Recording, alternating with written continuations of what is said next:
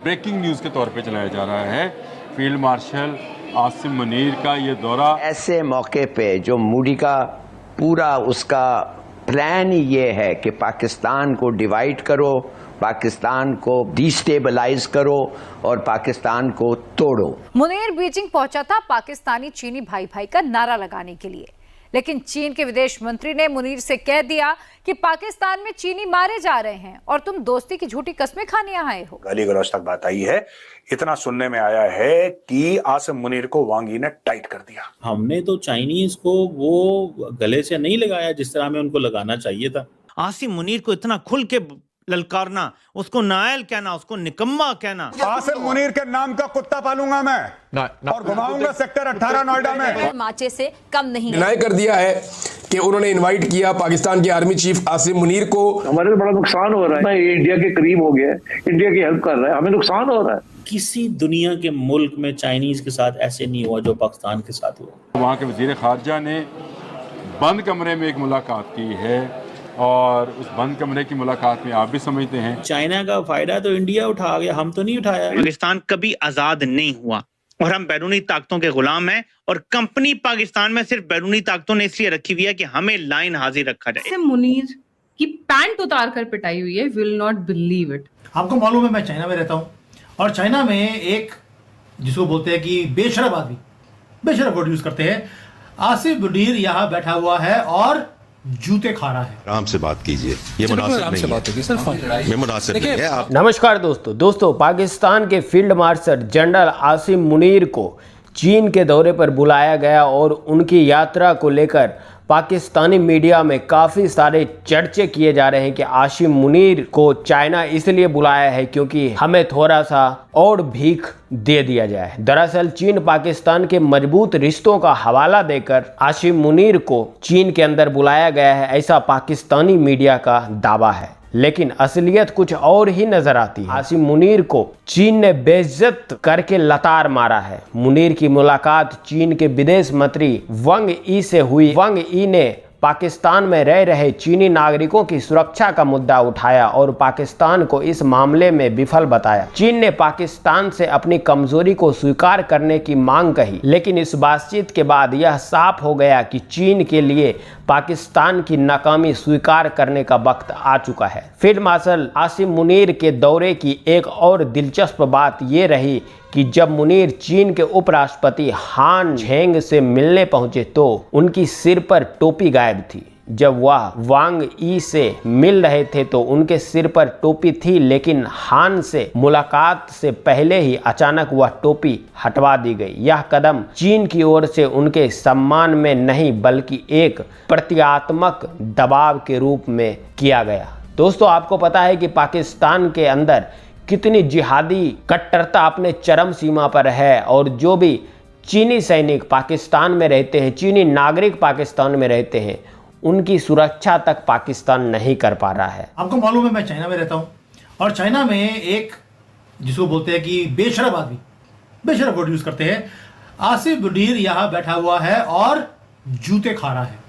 मजा आ गया देखकर। पूरा सोशल मीडिया भरा हुआ है यहाँ पर ये दिखाने के लिए कि आसिम मुनीर को कैसे लाते पड़ रही हैं, घूसे पड़ रहे हैं और थप्पड़ पड़ रहे हैं। मजा आ गया देखकर भाई, क्योंकि इन्होंने डबल प्ले करने की कोशिश करी पाकिस्तानियों ने और ये रियल लाइफ जियोपॉलिटिकल थ्रिलर है जो मैं अपने आंखों के सामने देख रहा हूं। भाई जयशंकर जी आए थे, क्या स्वागत हुआ था, मजा आ गया देखकर। और वहां पर डील्स करके गए हैं और यहाँ पर ये आदमी आसिम मुनीर यहाँ पर हीरो बन के आया था और उसको पता लगा ये तो एक सिर्फ फायदा है छोटा सा जिसकी कोई वैल्यू नहीं है।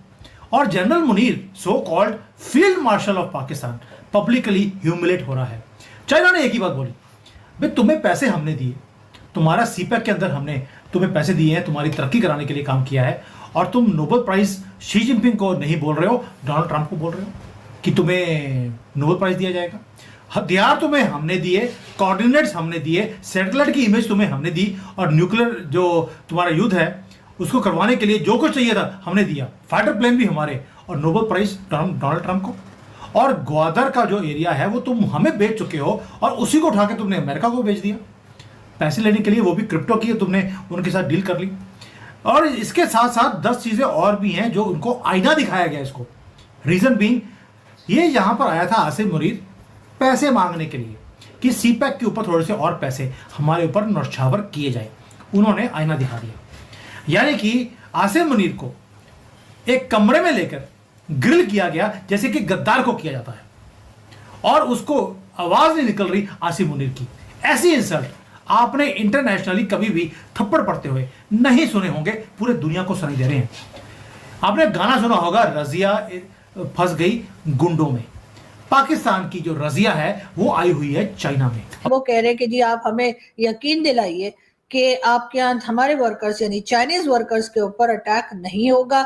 चाइना के जितने वर्कर्स और जितने सिटीजन पाकिस्तान में आते हैं उनकी हिफाजत की जाएगी और कोई नुकसान नहीं होगा। तो उसके जवाब में आपके ख्याल से क्या होगा? मुझे हैरत ये होती है कि अभी तक अगर मैं नंबर्स आगे पीछे गलत नहीं कर रही तो मेरे ख्याल 10-11 बार तो हम ये बता चुके हैं चाइना को कि हर बार जब भी उनके ऊपर अटैक होता है हम यही कहते हैं कि बस ये आखिरी था। मतलब सवाल ये पैदा होता है कि चाइनीज कंपनियां जो हैं वो यहाँ से भाग गई हैं।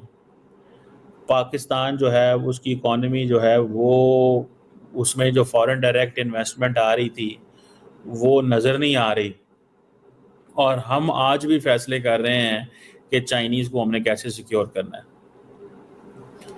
चाइनीज़ यहाँ पे नहीं रहे, अब बड़े कम हैं, और जिस तरह बलूचिस्तान की सिचुएशन बनी है, हमने तो चाइनीज़ को वो गले से नहीं लगाया जिस तरह हमें उनको लगाना चाहिए था।